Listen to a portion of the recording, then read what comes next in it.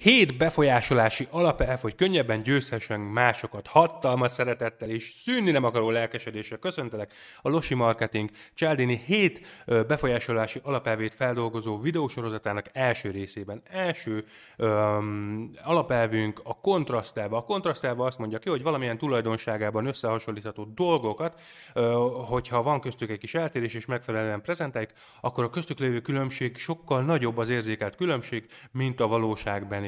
Például, hogyha én egy autókereskedő vagyok, és először egy túlárazott, egy jó drága autót mutatok meg a leendő ügyfélnek, majd egy sokkal kedvezőbb árut, akkor a kedvezőbb áru még kedvezőbb árunak fog hatni. Ha el akarnék adni egy napszemüveget, akkor biztos, hogy kézen fognám az ügyfelet, megmondanám, hogy tekintsen óvatosan a nap felé, és csak utána adnám rá a napszemüveget. Miért? Mert így a napszemüveg sokkal jobban mutatná azt, hogy mennyire sötétít, hogy mennyire kellemes a szemnek.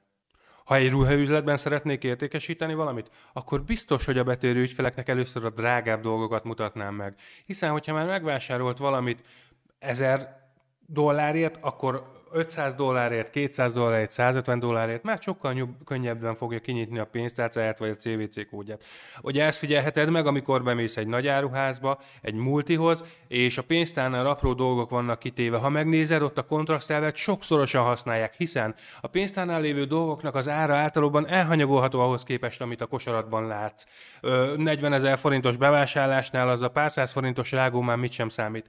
A másik pedig a kontrasztelv alkalmazására ebben az esetben az, hogy picik. Ezek a dolgok mindig aprókák. Egy rágó, egy óvszer, bármi, a kosár, a nagy kosarathoz képest apró pici dolgok. Tehát, hogy még ezzel is azt érzékeltetik veled, hogy ez már mit sem számít, ez a kis apróság, dob be nyugodtan a kosaratba, és ezzel az a jó, hogy te is elégedett leszel, hát az értékesítő, az eladó, az üzletlánc pedig maximálisan. Tarts velem a következő videóban is. Ciao.